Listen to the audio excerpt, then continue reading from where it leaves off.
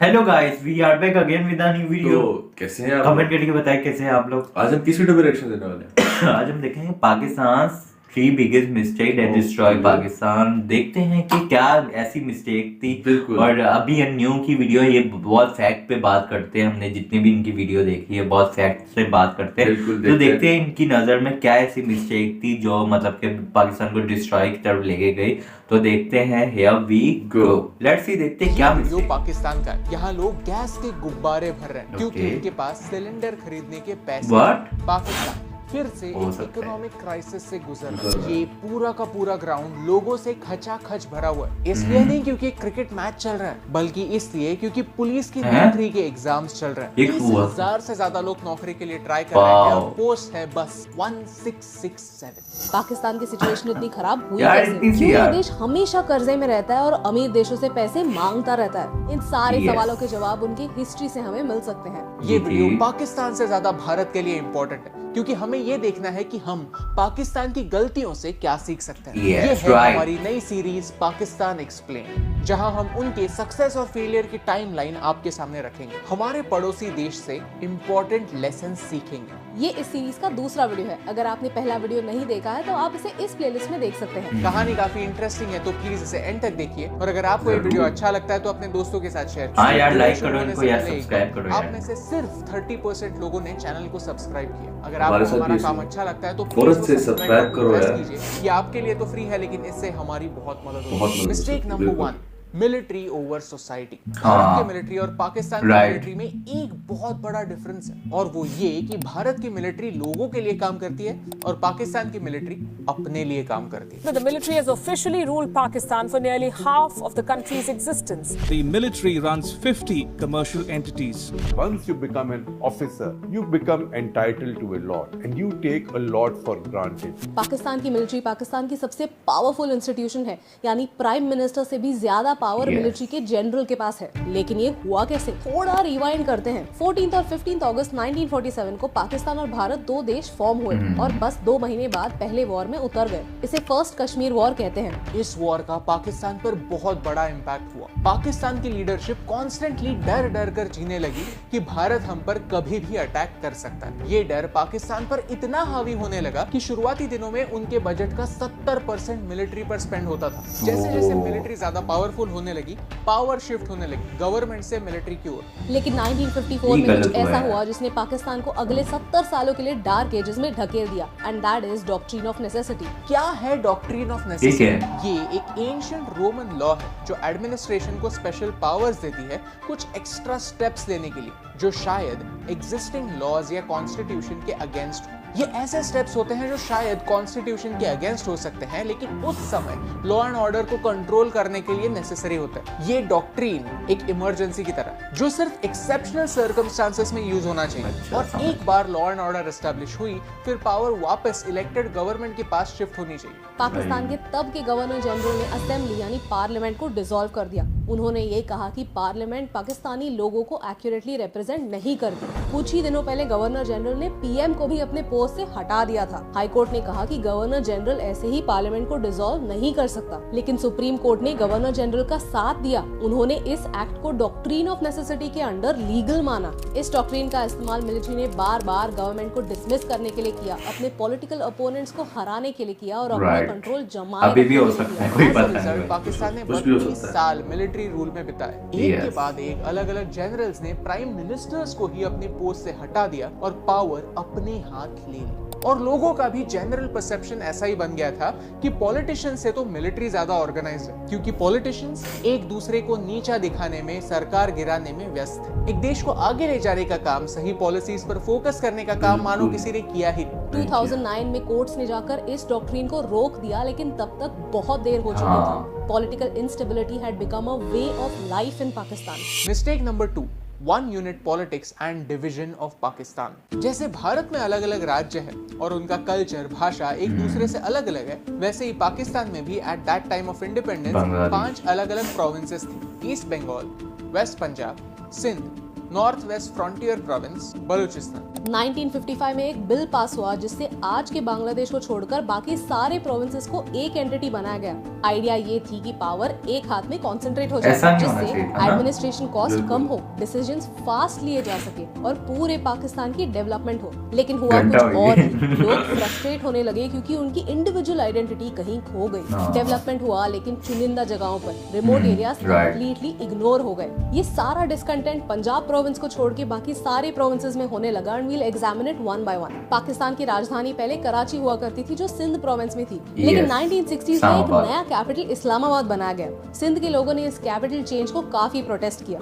उन्होंने 1 unit scheme के against भी बहुत सारे प्रोटेस्ट किए, but all these protest were quashed. Sindhi language को भी दबाया गया क्योंकि सारा डेवलपमेंट एक ही एरिया में कॉन्सेंट्रेटेड था। हाँ। पश्तूनी ट्राइब्स और बलूचिस्तान एरिया के लोग मानो पराये हो गए, एलिनेट हो गए। अगर आप बलोची इंसर्जेंसी और वहाँ के रिबेलियंस की हिस्ट्री पढ़ते हो तो सारे रिबेलियंस 1 यूनिट स्कीम के बाद ही शुरू हुए। इसका सबसे बड़ा इम्पैक्ट ईस्ट पाकिस्तान यानी आज के बांग्लादेश पर हुआ। अगर आप पाकिस्तान की हिस्ट्री को गौर से स्टडी करते हो तो एक ट्रेंड साफ दिखता है। बांग्लादेश और पाकिस्तान के बीच जियोग्राफिकल और कल्चरल दोनों टाइप की दूरी थी। वेस्ट पाकिस्तान उर्दू बोलता था और ईस्ट पाकिस्तान बंगाली। फिर भी 1952 में पाकिस्तान की नेशनल लैंग्वेज बनी उर्दू। पाकिस्तान का मेजर रेवेन्यू ईस्ट पाकिस्तान से आता था। 1958 तक पाकिस्तान के टोटल एक्सपोर्ट्स का आधा ईस्ट पाकिस्तान देता था। वाह यार। That's 50%. On the other hand, West Pakistan ज्यादा इंपोर्ट करता था, पैसे ज्यादा स्पेंड करता था। फॉरेन एड जो भी आता था वो ईस्ट में सिर्फ 23% जाता था और बाकी का सारा वहाँ से भी वेस्ट लूटा। में रहता था। एज अ रिजल्ट पाकिस्तान में 20 ऐसी फैमिलीज हो गई थी जो सारे नेशन का वेल्थ कंट्रोल करती थी और ये सारी फैमिलीज वेस्ट पाकिस्तान में ही थी। ईस्ट पाकिस्तान में ऐसा कोई एंटरप्रेन्योर था ही नहीं। ओह, ऑन टॉप ऑफ दैट शुरू में ही 1970s में मतलब ईस्ट कि वहाँ- पाकिस्तान में एक साइक्लोन आया जिसमें 5 लाख लोगों की जानें गई और रिलीफ मटेरियल लोगों तक पहुंचने में बहुत समय गया। ईस्ट पाकिस्तान के लोगों को सेकंड क्लास सिटीजन्स की तरह ट्रीट किया जा रहा था। ऐसे कई और रीजंस हैं जिनकी वजह से एक सिविल वॉर स्टार्ट हुई और एज अ रिजल्ट बांग्लादेश पैदा हुआ। Mistake Yes. नंबर 3, एक्सट्रीमिज्म का बहुत बड़ी सहारा। mistake थी। पाकिस्तान के इस लीडर ने सिर्फ पाकिस्तान का ही नहीं पूरे एशिया का फ्यूचर बदल कर रख दिया। क्यों? ये है जनरल जिया उल हक। उन्होंने 1977 में एक मिलिट्री कू किया और वो खुद प्रेसिडेंट बन गए। उनकी प्रेसिडेंसी में धीरे धीरे पाकिस्तान रेडिकलाइज होता गया। 1979 में यूएसएसआर ने अफगानिस्तान को इन्वेड किया और पाकिस्तान को अपना एक लॉन्ग टर्म एलाई मिल गया, अमेरिका। CIA ने ISI के साथ ये एक बहुत डील बड़ी की गलती कि वो थी यार। सोवियत से लड़ने के लिए एक रेबल फोर्स तैयार करेंगे। ये रेबल फोर्सेस हाँ। अफगानिस्तान में जाकर अमेरिका की तरफ से लड़ेंगे ताकि Yes. अमेरिकन सोल्जर्स को अफगानिस्तान तालिबान। ना जाना पड़े। इस टाइप ऑफ वॉरफेयर को प्रॉक्सी वॉरफेयर कहते हैं। इसके लिए पाकिस्तान को अमेरिका से काफी funding, war material, arms and ammunition मिल रहा था और ये पाकिस्तान के थ्रू मुजाहिदीन तक पहुंच रहा था। एक रिपोर्ट कहता है कि इस टाइम पीरियड में पाकिस्तान को यूएसए से $5.3 बिलियन मिले। इसी पीरियड में तालिबान एस्टैब्लिश हुआ जो आज जाकर अमेरिका और पाकिस्तान के लिए एक सिर दर्द बन गया है। प्रॉक्सी वॉरफेयर, अमेरिका और पाकिस्तान का रिलेशनशिप, ये दोनों काफी इंटरेस्टिंग पॉइंट्स हैं और इनके बारे में हमने डिटेल में एक वीडियो बनाया है जो आप यहाँ पर देख सकते लव हैं। स्टोरी। पाकिस्तान ने तालिबान को ट्रेन किया। तालिबान इस शब्द का लिटरल मीनिंग है स्टूडेंट। जहां अफगानी रेबल्स की लड़ाई सोवियत इन्वेजन के अगेंस्ट थी, पाकिस्तान ने इस लड़ाई को एज अ रिलीजन की लड़ाई प्रेजेंट किया। इस फंडामेंटल आइडिया के बेसिस पर कई ऑर्गेनाइजेशंस बने। 1991 में जब सोवियत यूनियन टूट गई तो ये लोग करेंगे क्या? मानो इनकी जॉब चली गई, उनको आने वाली फंडिंग ही चली गई। हाँ। तो उन्होंने अपना निशाना ही बदला और आने वाले कुछ सालों में निशाना दुनिया के ही। सबसे डेंजरस अटैक्स किए। आज कई लोग कहते हैं कि तालिबान पाकिस्तान पर कब्जा जमाना चाहता है। ये सांप थे जो कभी ना कभी अपने मालिक को काटने ही वाले थे। This change the world forever.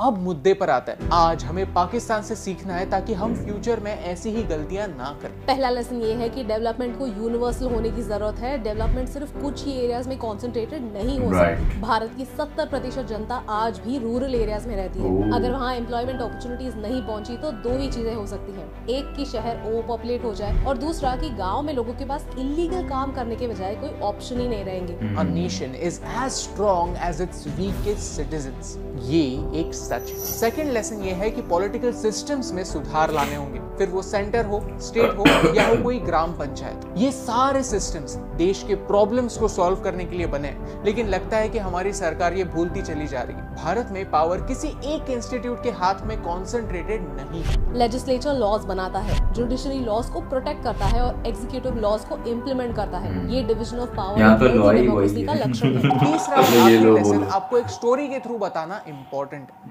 Bharat है सैम मैनेकशॉ जैसे लोगों की वजह से। 1971 का एक किस्सा है जब इंदिरा गांधी ने सैम मैनेकशॉ को एक काफी ब्लंट सवाल पूछा, When are you taking over? क्योंकि उस समय पाकिस्तान में यही हो रहा था, अलग अलग जनरल्स प्राइम मिनिस्टर्स को ही अपनी कुर्सी से हटा रहे थे। लेकिन सैम बहादुर जानते थे कि आर्म्ड फोर्सेस को पॉलिटिक्स में इंटरफियर नहीं करना चाहिए और उन्होंने साफ कह दिया, You mind your own business and I will mind mine. ये है हमारा मिलिट्री स्टैंडर्ड जो आज तक भारत में फॉलो होता आया है, इसीलिए भारत में आज तक एक भी मिलिट्री coup नहीं हुआ है। हमारी मिलिट्री शायद दुनिया की सबसे एडवांस मिलिट्री ना हो, लेकिन जब स्टैंडर्ड्स की बात आती है तो सच में हमारी मिलिट्री नंबर 1 है। एक फंक्शनिंग देश के 2 मेजर स्तंभ होते हैं, political stability and social stability, जो ना होने की वजह से पाकिस्तान बार बार IMF के पास जाता है और उनसे बेल आउट की मांगे करता है। अगर आपको इस वीडियो से वैल्यू मिली, कुछ नया सीखने मिला, तो इसे अपने दोस्तों के साथ शेयर कीजिए, क्योंकि एक कहावत है, Only a fool learns from his own mistakes. A wise man learns from the mistakes of others.